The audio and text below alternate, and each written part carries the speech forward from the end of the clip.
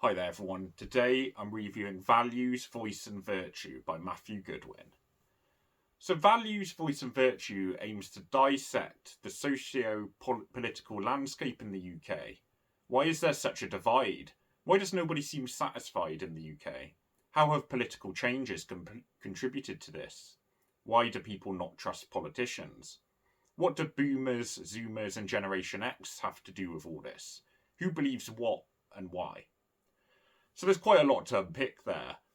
And Goodwin dissects the political trends that have led to Brexit, what happened in the lead up to contribute to it, and to Boris Johnson's resignation. But a problem of this book is that, like many others, it tends to come up with one central theme or idea, and then relate that to everything else. And I'm not sure the trends and politics are that simple. The central theme in question is that the elite and academia have become more left-leaning and have moved the country towards globalisation, rejoining the EU, whilst criticising the UK for being institutionally racist and moving towards advocating for minority rights. The trend is then that the universities and elite have consolidated power to an extent, by influencing narrative to what are typically more fringe considerations affecting smaller groups, to elevating it to be key, commonly debated political issues. That's not to say whether this is right or wrong, but that prior this, they were rarely in the public consciousness and have now been moved into a big part of the discourse. Elite have also, according to Goodwin, consolidated power by holding it for the select few. Those who have the credentials of Russell Group universities, rich upper-class families, and whose children go to study at these institutions, and therefore are able to signal the liberal moral values and signpost their achievement of graduating there to obtain this elite status. Although there is plenty of evidence to suggest this has happened, it's more debatable the extent to which this has had an influence, or at least been the only central important point. Goodwin argues that it is stark, partly because in the UK there is a deep geographical divide between the elite and the working class, with post-industrial towns getting cast adrift. As mentioned, a problem with this book is that it is repeating this central line of thought several times over, and really just kind of comes at it in slightly different angles each time. However, I do think the historic narrative is fairly cogent and interesting. It argues that since Thatcher, the UK became more global and liberal, putting the interests of the world above our own, shutting down industry and deregulating London's financial markets. And I definitely think some of these are factually true, although the kind of opinion about whether the kind of world's interests are more than our own is a bit more dubious, I would say. The book delves into this geographically, as mentioned, but also through increased inequality and freedom, and according to Goodwin, a lack of voice for the common person. I do quite like the writing angle that Goodwin's taken here in this book. People clearly may have the same or different values to the elite, but Goodwin says that especially the working class feel that they don't really have a voice anymore. They aren't heard, and that the values of those in power are now corrupt. I think these are valuable and important points and provide a good structure for the book, supported by graphs such as, and I open quote, people like me have no say in government, end quote, plotted with the working class, the professional middle class, university educated and those without any qualifications.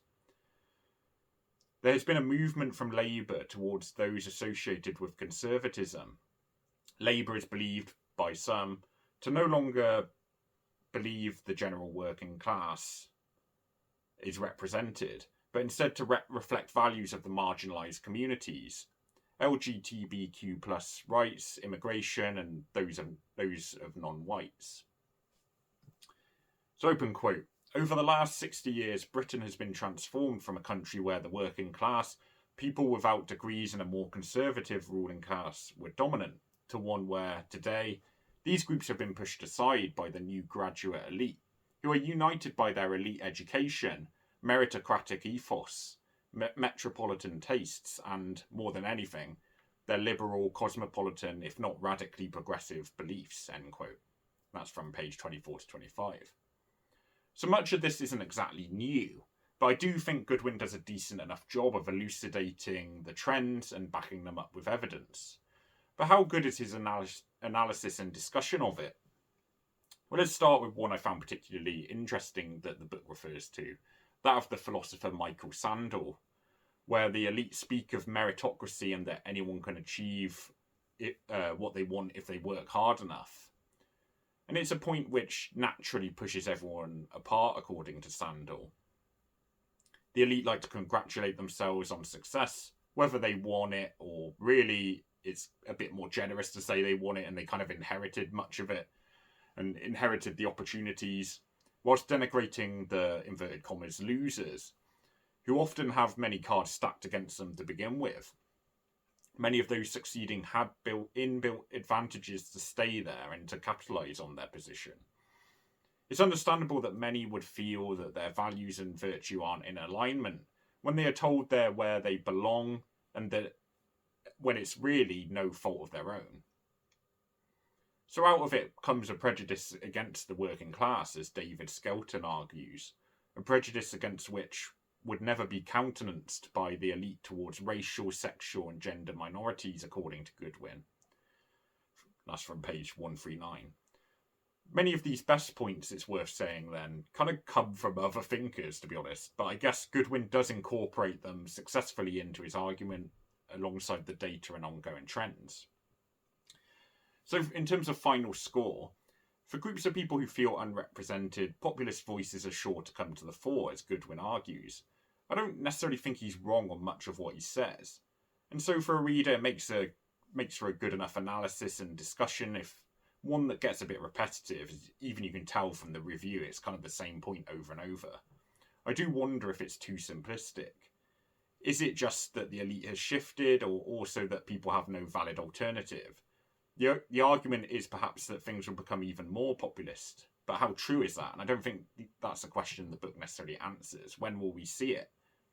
It's also not covered. When are the next changes going to be and why? And I think that's the problem with this book. Perhaps it states much of kind of what's slightly obvious. It's pretty clear that post-industrialism has shifted in the UK, that a lot of towns up north are kind of not necessarily the focus, and London's kind of boomed. It doesn't exactly take a genius to work that out. And maybe that's the problem here. The book kind of states what is known a lot, but doesn't really extend much further than that. But it is only a sub 200 page read. It's pretty short and brief and to the point. So it's reasonable. Giving this one a 6 out of 10.